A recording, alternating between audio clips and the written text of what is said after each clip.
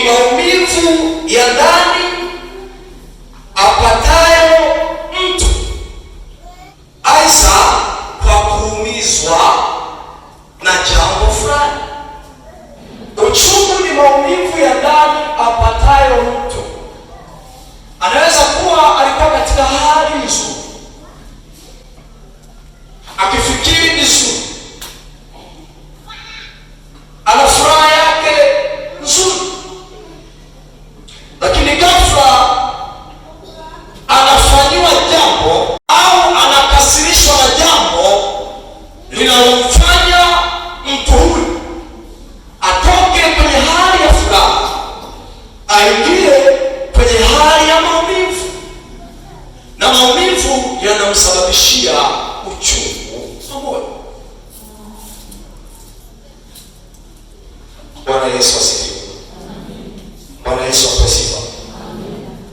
Tutaongozwa na kitabu cha Waebrania sura ya 12 na mstari wa 14 na 17. Sitasoma sasa. Waebrania sura ya 12 na mstari wa 14 na 17 ndicho kichwa kitakachotuongoza katika somo letu siku ya leo kwa dakika ambazo Mungu atanipa. Mstari ule wa 10 hadi wa 11. Samueli wa kwanza sura ya kwanza mstari wa 10 hadi wa 11. Sababu zinazosababisha mtu apate maumivu au uchungu wa moyo. Jambo la kwanza ni kukosa uzao. Samueli wa kwanza sura ile ya kwanza mstari wa 10 hadi wa 11. Akamwomba Bwana, akalia sana, akaweka nadhiri akisema, Ee Bwana wa majeshi, ikiwa wewe utaliangalia teso la mjakazi wako na kunikumbuka, wala usinisahau mimi mjakazi wako, nitakupa mimi mjakazi wako mtoto mume, ndipo mimi nitakapompa Bwana huyo mtoto siku zote za maisha yake, wala wembe hautamfikiria kichwani mwake. Amen. Jambo la kwanza linalosababisha mwanadamu apate uchungu wa moyo, moja ya jambo hilo ni pamoja na kukosa uzao. Alafu kwa bahati nzuri, usiseme mbaya, maana ni mapenzi ya Mungu. Yawezekana akawa ni baba ndio mwenye shida, au yawezekana akawa ni mama ndio mwenye shida. Na hapa niseme kidogo, mara nyingi huwa zinaelekezwa kwa mama. Akipatikana mama hana uzao, inaonekana huyu mama ndio ana matatizo. Bwana Yesu asifiwe. Maandiko yanasema baada ya kukosa uzao alimwambia mumewe, nipe watoto. Unaielewa sentensi hii? Maana watoto wanatoka wapi? Watoto wanatoka wapi? Kwa mwanamke, kwa mwanaume? Jamani, tujibu, kwa mwanamke, kwa mwanaume? Sasa kwa nini mama ndio anashuhudiwa kwamba hana uzao? Eti wa mama tutete kidogo, kwani? Bwana Yesu asifiwe. Bwana Yesu ashuhudiwa hivyo kwa sababu inaonekana yeye ndiye anayebeba uzao tumboni mwake na ndiye anayewatoa watoto duniani, lakini lazima wapate kutoka kwa mume. Na fadha moja tukiwa darasani kwenye chuo cha Biblia akauliza swali akasema, hivi ikitokea hapa kati yenu hapa niwaambie jamani, ni ruhusa sasa uachane na mkeo uoe mke mwingine, akasema ni karibia 90% watu wote watachana na wake zao na wataoa, na wanawake pia watachana na wake zao wataoa na wanaume. Sema amina, sema sijui na tuseme ukweli. Wanadamu wanaishi kwa uvumilivu. Na siku moja nikasema, kama wanadamu wasingekuwa na uvumilivu wa ndani na hofu ya Mungu ndani yao, tafsiri yake hakuna mtu angekaa na mke au mume hata mwaka.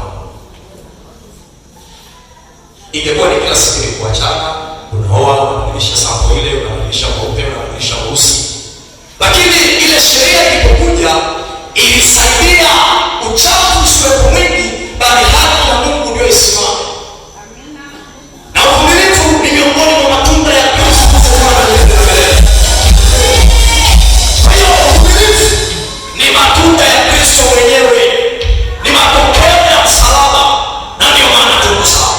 Tunapoona baba na mama wamezeeka pamoja, kumbuka katikati kuna uvumilivu. Jina la Bwana libarikiwe. Kwa hiyo Hana akaumia na akateseka. Angekuwa ni mwanamke ambaye hana uvumilivu, tafsiri yake ilikuwa ameshauacha hata mji. Ayubu sura ya 30 mstari wa 17 na wa 18. Karibu.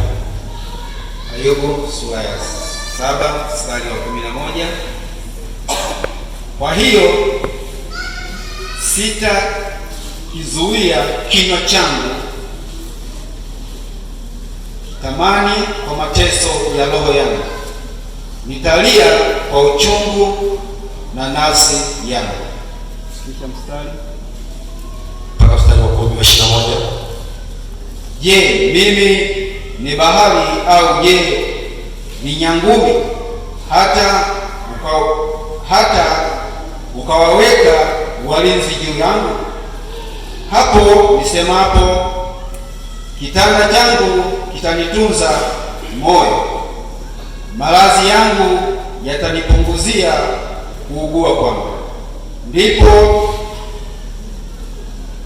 Ndipo unitishapo kwa ndoto na kunitia hofu kwa maono, hata nafsi yangu kuchungua kunyongwa na kuchagua kifo kuliko maumivu yangu haya. Ninadhoofika, sitaishi siku zote. Msinisumbue, kwani siku zangu ni uovu. Je, mtu ni kitu gani hata ukamtukuza na kumtia moyoni mwako na kumwangalia kila asubuhi na kumjaribu kila dakika? Je, hata lini hukomi kuniangalia wala kunisumbua hata nimeze mate? Mstari wa 20, kwamba nimefanya dhambi. Nikufanyiaje, mlinda wanadamu?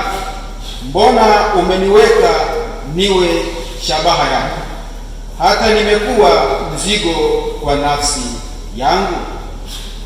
Nawe je, mbona unisamehe makosa yangu na kuniondolea uovu wangu? Kwa kuwa sasa nitalala mavumbini, nawe utanitafuta kwa bidii, lakini sitakuwapo. Amen. Naomba tuisikilize sura hii kwa makini sana. Tunazungumzia uchungu wa Mungu. Ayubu ni miongoni mwa watumishi wa Mungu ambao walikuwa na imani kipindi kile na nyakati zile, na wamekuwa mfano kwetu kwa sisi hata leo.